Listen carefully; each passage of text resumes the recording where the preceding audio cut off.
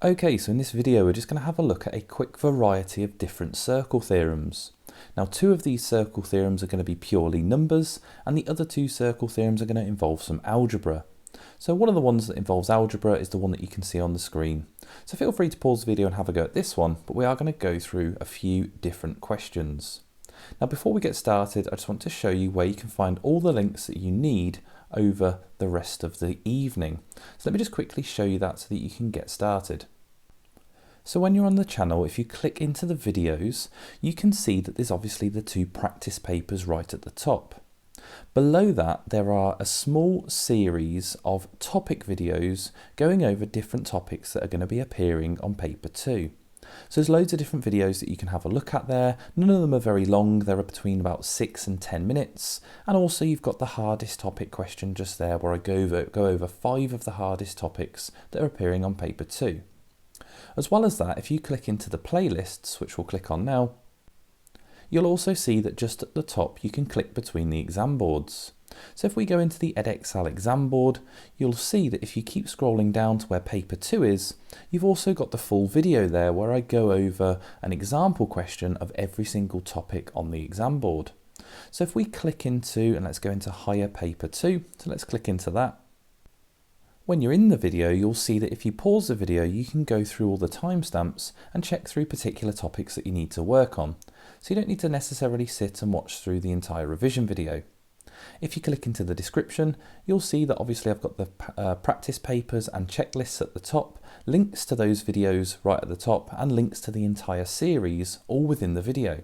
So it's very easy to find everything. As well as that, as you're going through the video, I link all the lessons next to each of the topics, so anything you're struggling on, you can spend a bit of extra time looking at that topic. If it's too difficult to get into the description, I also put pretty much all of them in that top comment in the comment section.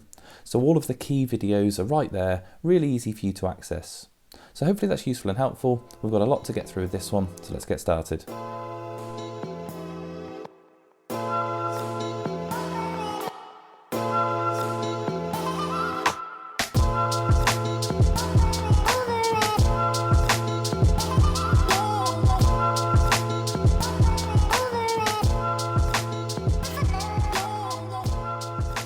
So with this one here, it's a great question because there are different ways to approach this.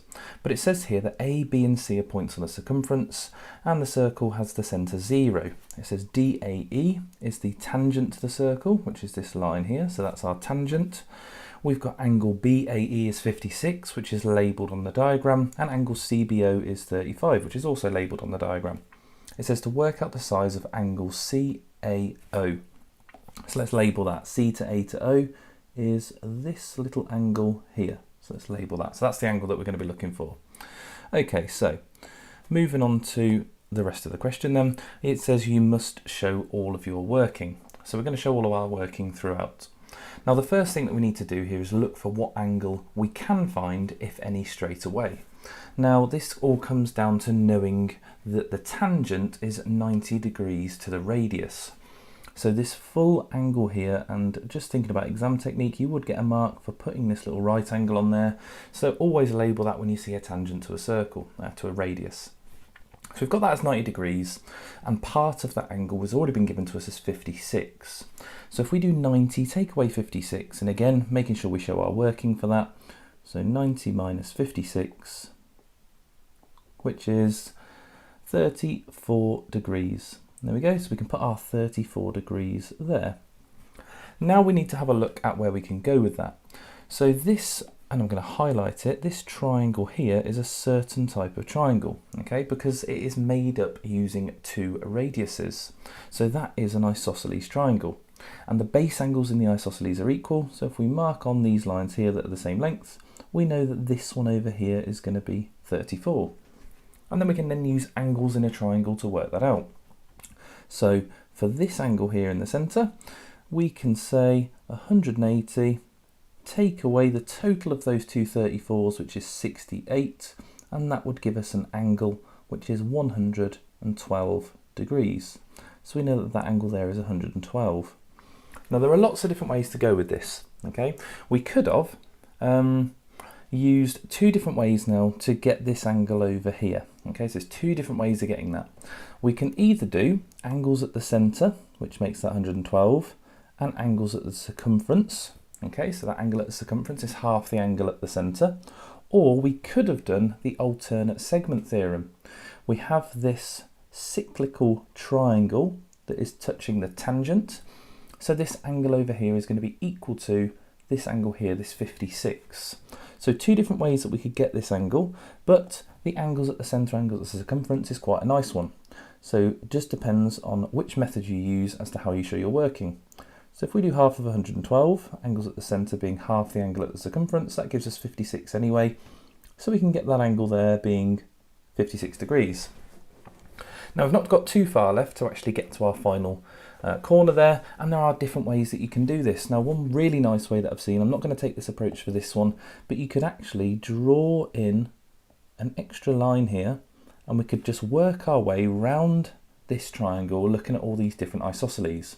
So you've got another isosceles triangle that's just been created there, in which case you can get the two base angles and the angle at the top, and then you can do angles round a point and do another isosceles triangle to find that base angle. That's a really nice way as well. It just involves a lot less circle theorems. But if we take this approach instead, let's have a look at where we can go next. So within this shape now, we have got this quadrilateral here. Okay, it's got four sides, it's making that arrowhead shape, and it is a quadrilateral. And we've got two of those angles, and one of them we're actually able to work out. So if we swap to a different colour here, on the other side of the 112, we can get that angle there. Again, if we do that working out, we would take away 112 from 360. So again, we'll show that working out. Take away 112, and that leaves us with 248.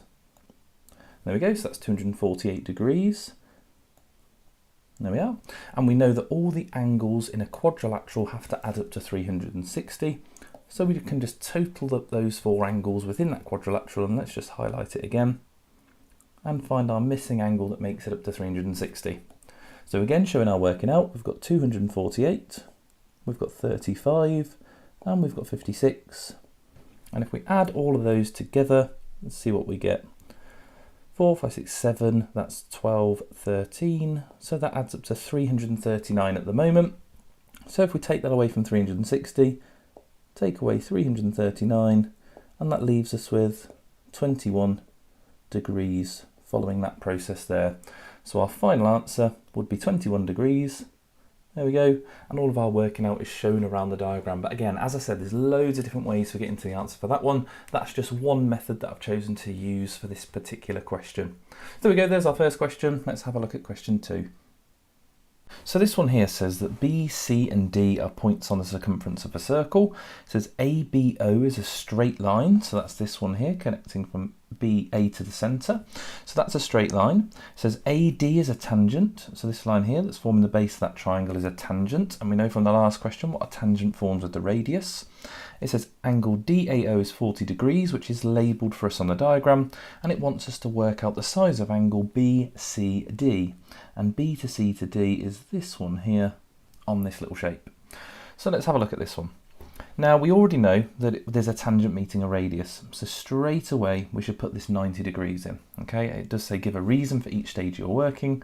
So for this one here, we're going to say that that is 90 degrees. And I'm not going to write down all the description here, but you need to say that a tangent meets a radius at 90 degrees, or it forms a right angle, or any variation of that language that you've learnt. Now we need to have a look at where we can go from here. Now we've obviously got this big triangle here, and now we know that that bottom angle there is 90. We are only missing one angle in that triangle, and that angle is just here. So we can work that angle out. So if we do 90 plus that 40 there, that's 130. So to work out the size of that missing angle, we'll do 180, take away 130, and that leaves us with 50 degrees.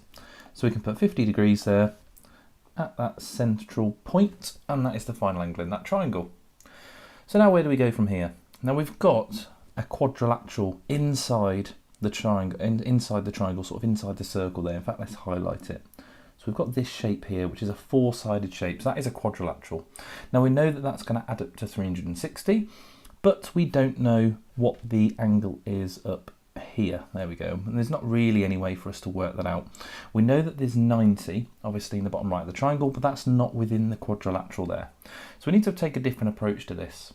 Now what we do have is we have this angle at the centre being made. Let's get rid of that. And then we've got this angle here that we're looking for, which is an angle at the circumference. But we've got to be very careful here, because although it is an angle at the circumference, it's not related directly to that 50 degrees. Now if we draw these lines in here, there we go, and we can see that that forms that sort of arrowhead shape. And that is where the angles at the centre, angles at the circumference are related to that 50. So this angle here would be half of that 50, it'd be 25. Now in terms of looking at this sort of reverse option here, and this is why this question is what I would say is more of a difficult question, we actually have to look at the angle on this side. Okay, this is the angle at the centre, the big reflex angle.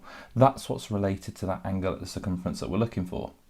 So if we find this angle here, and we would do that by taking away that 50 from 360, that would leave us with 310.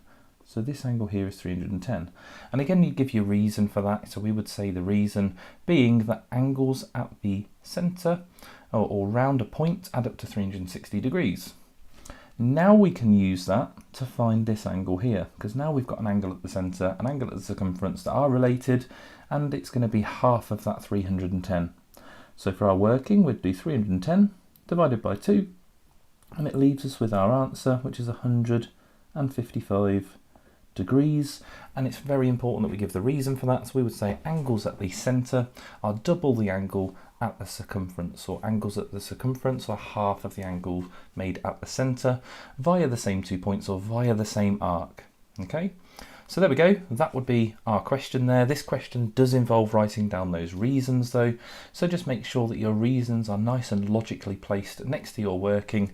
And in fact, a good tip that I would suggest for the exam is obviously just to make sure that you label it in sort of points over here. So point number 1, we got the 90 degrees, and I would put my reason, which would be the tangent, and again fully explaining that reason. Then maybe I would do the point number 2, which was the 50 degrees, and again labeling what these angles are. So that was angle, the 50 degrees is angle DOB, or however you want to label it, and just making sure that your description there is as thorough as possible so that it's not lost in your working out. But there we go, there's question 2. Let's have a look at our next one. So in this question we've got something different again, so let's read it through. A and B are points on the circumference of a circle, centre 0. BC is tangent to a circle, which is this one here. Again, we've got that tangent being involved again. AOC is a straight line, so that's this one here. Oh, that's not the wrong one. So AOC, this one here, that's going through the diameter, so through the centre there, and then continuing over to C. It's just telling us that's a straight line. And angle ABO is equal to X. So ABO, which makes us draw this extra line in just there, so A to B to O. So it's telling us that this little angle here is X. Find the size of angle ACB in terms of X. So A to C to B is this angle over here. Give your answer in its simplest form and give reasons for each stage of your working. Now let's have a look at this one. So straight away we've obviously drawn that extra line in, and in doing that we have created an isosceles triangle. So this little one here is formed by those two radiuses, so we have an isosceles. Now we know that base angles in an isosceles are equal, so we know that this angle over here must also be X, whatever that number is, but obviously we're doing it in terms of X, okay? Bearing in mind, we're not getting any numbers here, we are doing it in terms of X. So we've got a triangle there. Now if we draw that separately, let's have a look, let's draw it in the same orientation. We've got X and X, there we go, and we can work out the size of this angle at the top of that in terms of X. Now if we knew the two values of X, we would add them together, which would make 2X, and we'd take it away from 180. So if we write that in terms of X, this angle here would be 180, and we would take away 2X, and that would give us that angle here. So straight away we can actually label that on the diagram. So that one there is 180 minus 2X. Now not forgetting for this one, it does say that you need to give a reason at each stage of your working. So straight away we've got two reasons to write down. We've got base angles in an isosceles are equal, and we've got angles in a triangle adding up to 180. Now we've got something else that we can add in here. By adding in that radius from O to B, we've also created that 90-degree angle. So we can also say here that obviously where the radius meets the tangent forms a right angle. And there's another reason for us to write down. But let's have a look, and we can almost get to our angle here. Now in order to get to that angle there, we're going to have to work out this angle here in that triangle. Now that is on a straight line, it is next to that 180 take away 2x. So if we want to work this one out here, we'll have to take that angle next to it, the 180 minus 2x, away from 180. And if we do that, let's just write that out. So that's going to be 180, and we're going to take away the 180 minus 2x. Now here's where you've got to be careful, because we're taking away both those pieces. So we should put that into a bracket when we've got these two pieces, or any more than one piece there. We'll put it into a bracket, so we've got that to work out. So 180, take away the 180, that gets us 0. And taking away the negative 2x will leave us with positive 2x. So that angle there just ends up being 2x.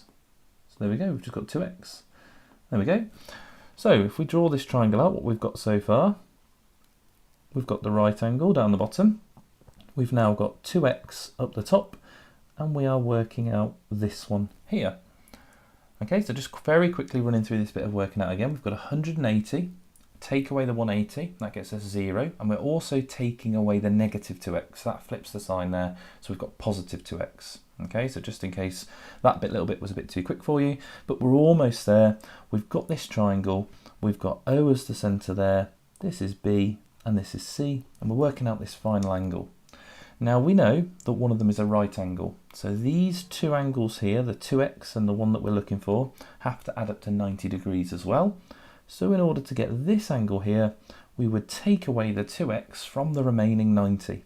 So that would be 90 degrees, take away the 2x. Or if you wanted to write it in long form, you could have 180, take away 90, take away the 2x, which would just leave you with 90 minus 2x. So that angle right there is finished. That is in terms of x. It's 90 take away 2x. And that is the size of angle ACB in terms of x. So there we go, something a little bit different there involving algebra, but it's just working your way around the shape as if you knew the numbers, but just using the letter x instead. So a little bit of geometric proof involved there. And on to our final question. Again, we've got some algebra involved. And again, similar to question 1, we've got a lot of different methods that you can use to get the answer for this one. But let's have a read through, and I'm going to go through one particular method. So it says A, B, C and D are points on the circumference of the circle, centre 0. F, D, E is a tangent to the circle. So we've got this one here being our tangent. Again, another question with a tangent in. And it says show that y minus x equals 90. And you must give a reason for each stage you're working. Now, there's a couple of different ways that you can approach this. One of the ways that I like to look at this one is, again, to create a bit of an isosceles triangle. So connecting from B to O and creating this isosceles triangle there. Let's draw that in again, connecting from B to O.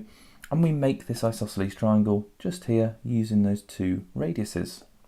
So again, if we've got an isosceles triangle, the base angles in that are equal. And again, let's just label these sides. So that one there is going to be x. So this is very similar in terms of the expression here that we're going to get in terms of our last question. We're going to get quite a similar one. So if I find this angle just up here at the centre, let's label this. That right there would be 100 take away those two x's. Sorry, 180 take away those two x's. So we could write an expression for that. We could say it's 180 minus 2x. And that would be an expression for that one. Now again, I am just taking one approach here in the starting method. We can quickly discuss some other methods as well, but here is a really nice method for approaching this one. Now what we've created is an angle at the centre and an angle at the circumference. And we know that that angle at the circumference there is going to be half of the angle at the centre. So let's have a look at halving this in order to get that angle at the circumference. And again, writing down all our reasons here. So we've already got base angles in an isosceles are equal, and angles in a circle, angles in a triangle add up to 180 degrees. And there we go, we'll get it right. So this angle just up here at the circumference is going to be half of that angle at the centre. So if we write 180 minus 2x all over 2, and that's going to equal for this angle here 90 minus 1x, or 90 minus x. And you might already see there, look, we're starting to get some pieces that kind of look like what we're trying to show. We've got a 90, we've got a single x on its own or a minus x, so we're starting to get there. Now we've got to have a look at this in terms of another circle theorem. So that circle theorem there, we would say obviously the angle at the circumference is half the angle at the centre. Again, as it says in the question, you must give a reason for each stage you're working, so it's very important that you write that down. But now let's have a look at what else we've got. We've also got a cyclic quadrilateral here. So we've got this cyclic quadrilateral, and we know that opposite angles in a cyclic quadrilateral add up to 180 degrees. So the angle over here that we have as y, we know that that angle combined with our 90 minus x has to add up to 180. So if we write those two down, we've got 90 minus x plus the y, and that all equals 180. Now we're almost there now. If we take away 90 from both sides, we get minus x plus y equals 90. And then let's just rearrange the way we've written that at the start. So rather than minus x plus y, we can just write y minus x equals 90. And there we go. We've shown that via our working out. And again, our reason for that is that opposite angles in a cyclic quadrilateral add up to 180 degrees. So there we go, that's one way of showing this question, but there are lots of different ways. I'm not going to talk fully through all the different ways, but you could apply some different methods. For example, the angle here where the tangent meets the radius is also going to be y. That's going to be the alternate segment theorem. So you could potentially use that as part of your method. You could also look for different elements as well. We also know that the radius meets the tangent at 90 degrees. So this angle here, O to D to F, or on the other side, is also equal to 90 degrees, and perhaps you can find a way that way.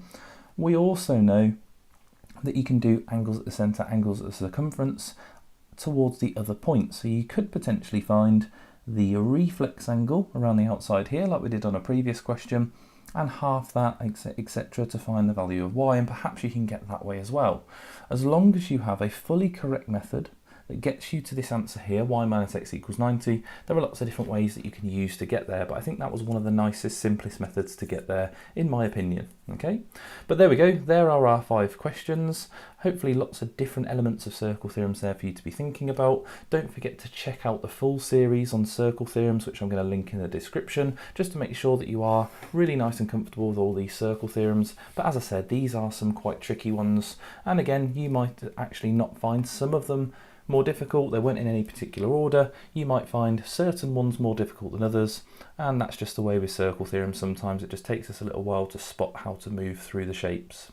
So there we go. Hope you enjoyed that. Hope you found it useful. If you did, please like, please comment, please subscribe, and I'll see you for the next one.